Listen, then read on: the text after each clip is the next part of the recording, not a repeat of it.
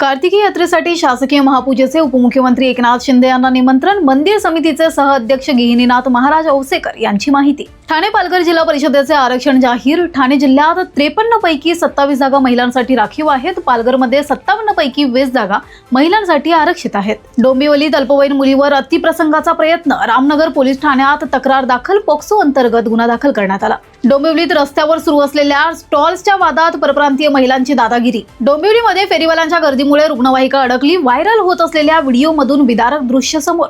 नवी मुंबई विमानतळाच्या नामकरण प्रश्नी भूमिपुत्रांमध्ये संताप. 3 डिसेंबरला आंदोलनाची पुन्हा हाक, तर चौफेर बैठकाही सुरू. डोंबिवलीत बालाजी गार्डनमध्ये श्वानांना खाऊ घालण्यावरून केबल ऑपरेटरची रहिवाशांना मारहाण. कोपर पूर्वेतील बालाजी गार्डन आवारात शनिवारी रात्री 11 वाजताच्या दरम्यान हा मारहाणीचा प्रकार घडला. कल्याण एसटी आगारात चोरट्यांचा सुळसुळाट. महिला प्रवाशांच्या बांगड्या मोबाईलवर डल्ला. कल्याण डोंबिवली पालिका कर्मचाऱ्यांना दिवाळीनिमित्त 20,000चे सानुग्रह अनुदान. एसटी कर्मचाऱ्यांना 6,000 दिवाळी भेट तसेच वेतनवाढीचा फरक देण्यासाठी महामंडळाला दरमहा 65 कोटी रुपये देण्याचा आणि पात्र कर्मचाऱ्यांना दिवाळी अग्रिम म्हणून 12,500 रुपये देण्याचा निर्णय उपमुख्यमंत्री एकनाथ शिंदे यांनी जाहीर केला.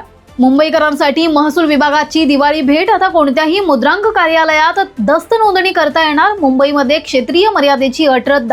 महसूल मंत्री चंद्रशेखर बावनकुळे यांचा महत्त्वाचा निर्णय. भूमी वर्ल्ड इंडस्ट्रियल पार्कमधील नूतन टपाल कार्यालयाचे उद्घाटन टपाल विभागाचे महाराष्ट्र विभागाचे मुख्य post master general Amitabh Singh यांच्या हस्ते करण्यात आले. अशाच वेगवेगळ्या अपडेटसाठी सबस्क्राईब करा. सलाम ठाणे.